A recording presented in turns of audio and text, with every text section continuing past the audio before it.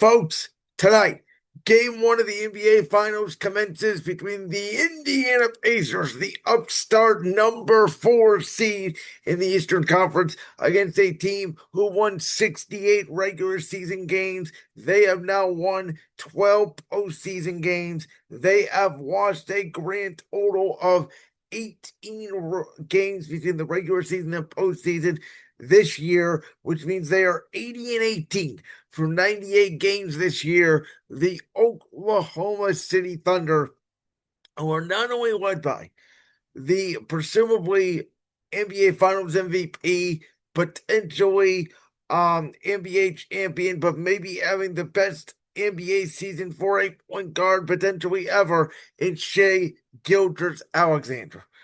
Listen, I have doubted the Indiana Pacers. If you've been listening to this show, if you are a fan of this show, you know this since essentially the second round. I'm not believed in the Indiana Pacers. Now, I did predict them to defeat the Milwaukee Bucks because I don't trust Giannis. They obviously didn't have Damian Lillard. I thought the Bucks were a shell of themselves.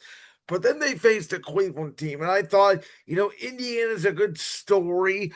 I kind of thought that last year they got a little bit lucky with the injuries that they had faced. No Giannis Antetokounmpo last year when they faced Milwaukee. They did not have Julius Randle, or Josh Hart was injured, and then Jalen Brunson hurt his hand in Game 7 against the Knicks.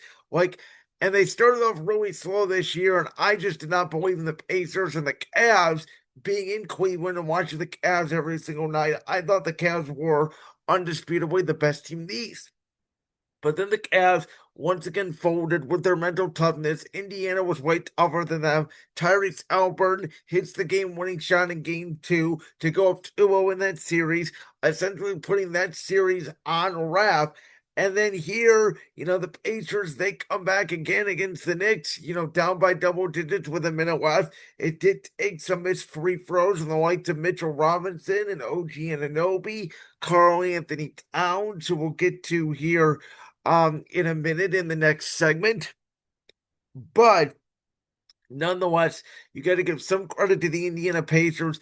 I do think Tyrese Haliburton, even though he did disappear in Game 3 against the Cavs in the second round, in Game 5 against the Knicks in the Eastern Conference Finals, I think the fact that he has gotten the Pacers to the Eastern Conference Finals and the NBA Finals now in back-to-back years, by hook or by crook, if you will, I think he has entered in that superstar category. I think that we're in the day and age of the NBA where, unless you're the 2004 Detroit Pistons, which I had compared this Pacers team to a little bit, I don't know if you can win a championship.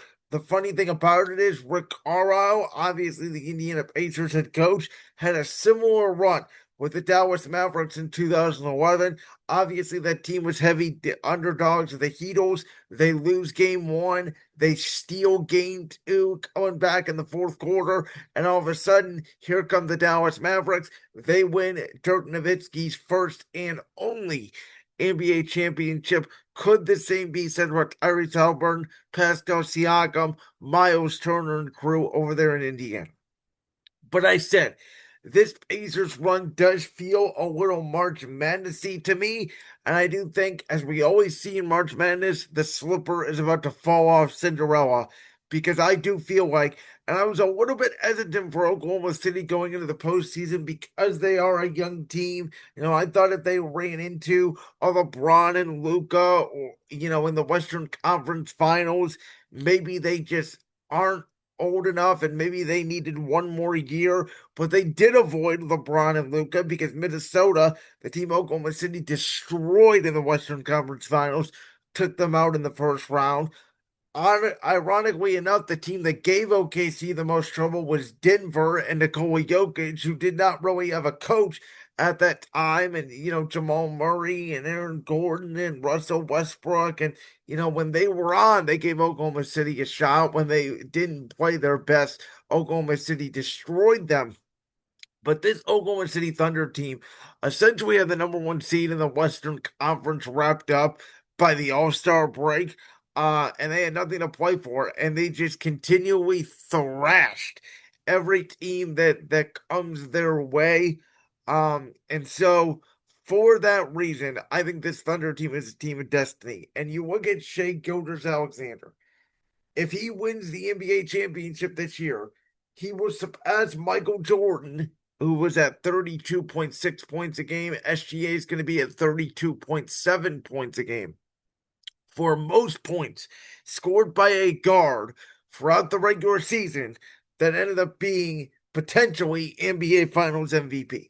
And Shea Gilgeous-Alexander would join the list of Steph Curry, Michael Jordan, Magic Johnson, and Bob Cousy as the only guards in the history of the NBA to win the NBA Finals and win regular season MVP in the same year. Now, he would also obviously then join Michael Jordan because Steph Curry did not win the Finals MVP in 2015 as the only guard in the history of the NBA, because we know guards' history in the NBA, they did not become more relevant until recently. Obviously, early NBA, it was all bigs. He would become the first player outside of Michael Jordan to win regular season MVP, win finals MVP, win the NBA championship, lead their team in scoring. He would be, again, Michael Jordan and him would be the only two guards to do that in the history of the sport. And when you look at the Oklahoma City Thunder team, the fact that they won 68 games, they do go on to win 16 additional wins and get to 84 wins and win the NBA championship. They would have the third best record in the history of the NBA and may be a top five team of all time when we look at it in history, right behind the 73 win Warriors and the 95-96 Bulls that obviously went 72 and 10. So this is historic stuff from Oklahoma City. Before the season started, I predicted the Oklahoma City Thunder to win the NBA Finals. I predicted Shea Gilgeous-Alexander to not only win regular season MVP, but to win Finals MVP. I'm 4 games close to doing so. Now, Indiana does have depth. Obviously, Benedict Mathurin, Aaron Nesmith, Andrew Nembhard, TJ McConnell, Thomas Bryant, Reed Shepard. They can throw a lot of bodies at Oklahoma City. It's just, I think the Thunder, man, with SGA, Chet Holmgren, both Jalen Williams, Lou Dort, Alex Caruso, they're two bigs, and Harvenstein and then Holmgren, obviously. They can throw a lot of bodies at you as well. They play more team basketball than the Indiana Pacers. And again, the Indiana Pacers, as much as we want to give them credit for making the NBA Finals this year, they did have to come back 3 times from being down 9 to less significant teams with a minute left in the game. And I do not think Oklahoma City is going to let their foot off the gas. There is definitely a coaching advantage in this series with Rick Carlisle versus Mark Dagnall for the Oklahoma City Thunder. But as I mentioned earlier in the Denver series, I don't know at this point how much coaching matters in the NBA. I do think talent overall takes over. And as I said earlier, unlike SGA, who sometimes can go quiet, but is almost a quiet assassin where he just takes care of business and he trusts his teammates, and his teammates always seem to elevate him.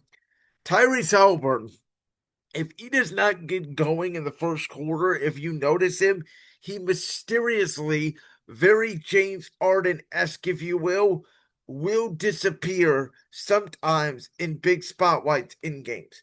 So that's where I'm at with the Pacers, where it's like it's a good story.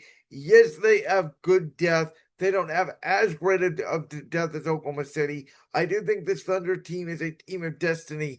I'm going to go ahead. I'm going to take the Oklahoma City Thunder. I think they will win this in 5 games.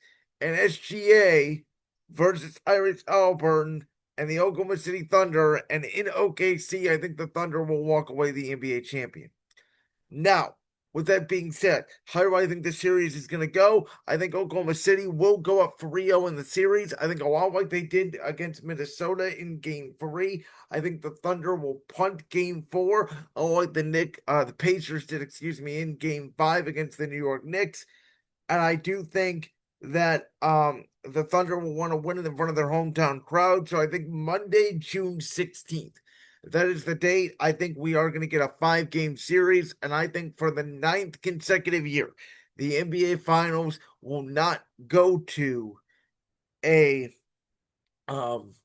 Game 7. And also, by the way, for the third straight year, I don't even think the NBA Finals gets to a Game 6. Nuggets Heat ended in 5. Celtics Mavericks ended in 5. I think Thunder Pacers also end in 5. And we'll come back here on Tuesday, June 17th edition of Brandon's World, and we'll be talking about the Oklahoma City Thunder as the 2025 NBA champions and one of the most dominating teams in the history of the NBA. Like that clip from the Brandon's World podcast? If so, make sure you go down there and hit that subscribe button. While you're down there hitting the subscribe button, make sure to also hit the notification bell so you never miss another upload. And make sure you check out all the other clips from the Brandon's World podcast right here on YouTube.